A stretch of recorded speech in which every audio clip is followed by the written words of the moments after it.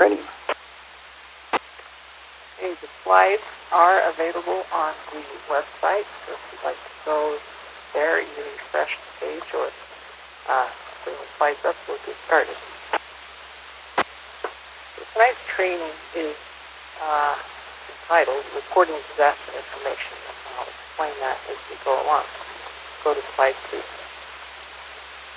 I remember reading an article quite a while ago about a bishop who was pacing the halls of the church because he couldn't get in contact with some members in his ward after a fire in California.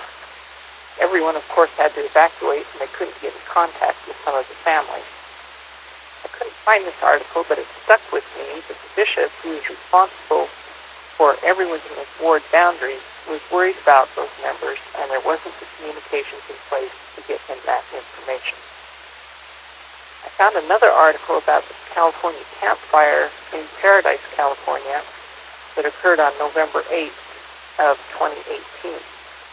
This article talked about two bishops, a Bishop Matson from the Paradise 2nd Ward and Bishop Harrison from the Paradise 1st Ward, both of who lost their own homes and were trying to get information on all of their ward members. And so I'm quoting from the article here.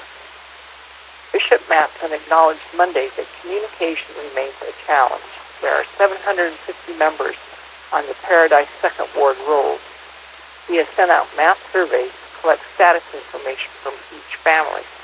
Most have responded, but a few have not. As of Monday, November 12th, their status was unclear. The bishop said he rejoices each time he learns a previously unaccounted for member is alive and well. The Paradise 1st Ward had managed to have all of their members accounted for. Go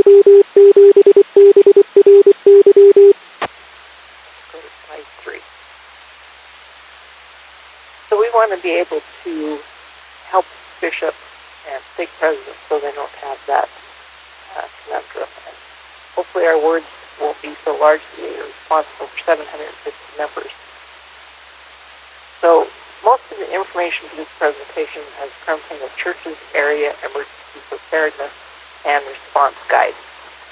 The link to the guide is given on the slide. It covers preparation, response, recovery, and mitigation, among other things.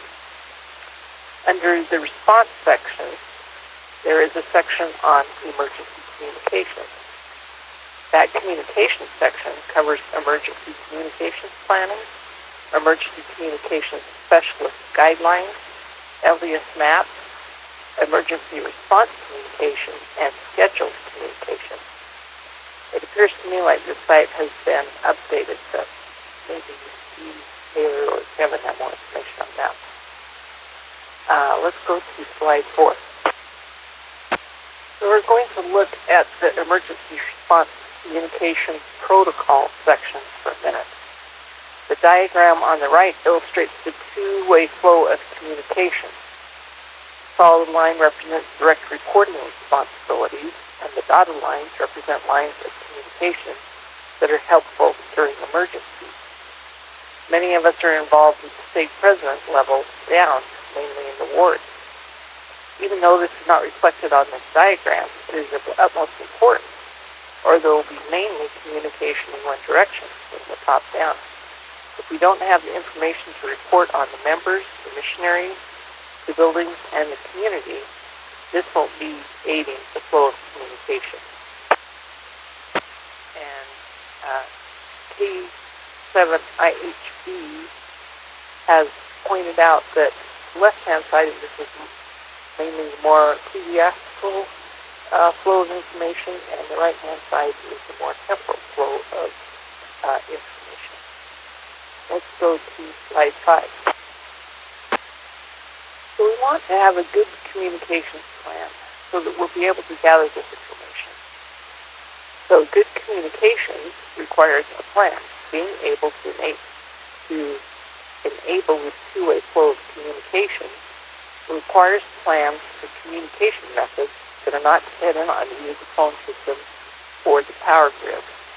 Whatever mode of communication is used, the key to reporting conditions and requesting assistance is giving the disaster information to the Area 70 or another church representative who has a working telephone outside of the affected area and can relay the information to church headquarters.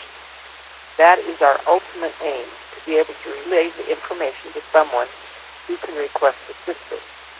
But we also need to know what assistance is needed in order to request it.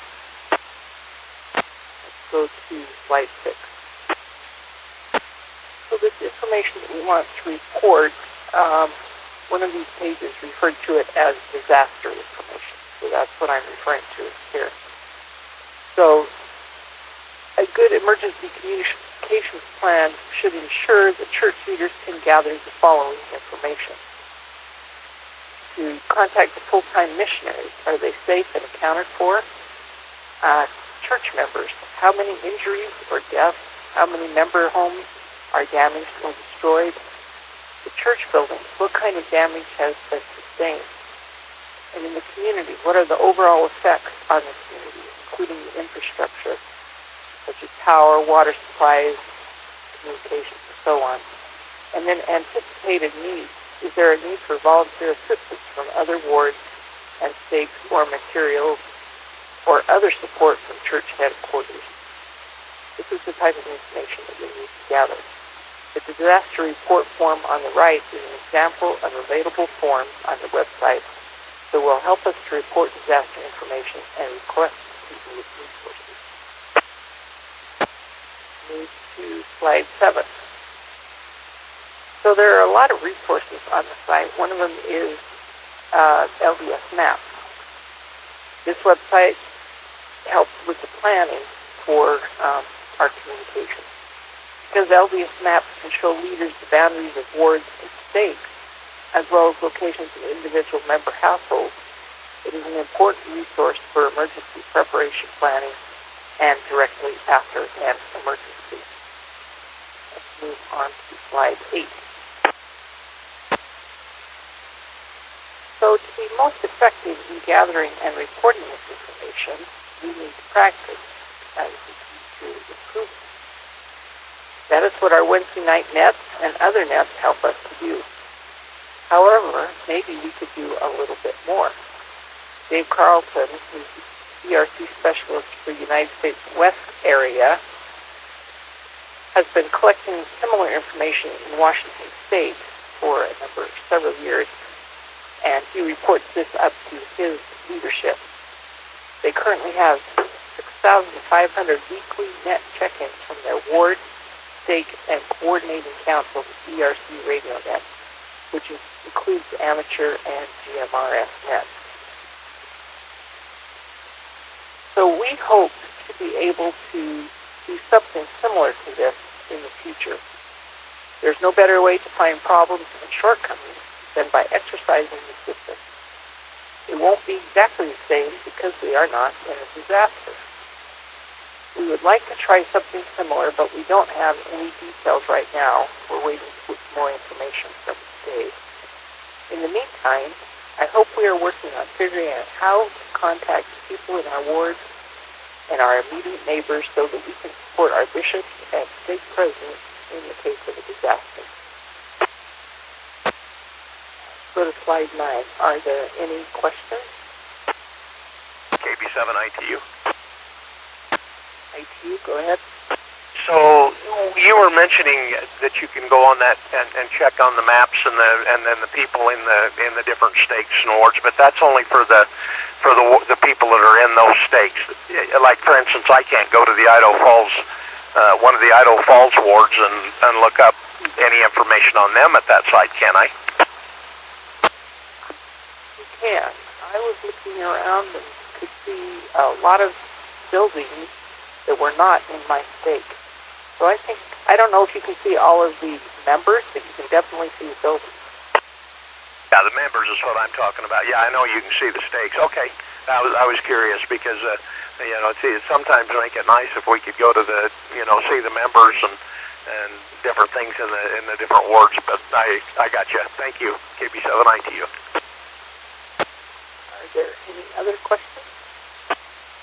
E5STS. Yes, go ahead. Dave's done a great job, Carlton, and I've had extensive conversations with him. One of the things that I learned is the majority of the check-ins are coming from text messages. They can check in anytime during the week. That's where they're getting most of their check-ins are coming from one stake because of using text messages. So I think this lends us to the idea that, hey, as long as we're communicating, let's use the vehicles that are available.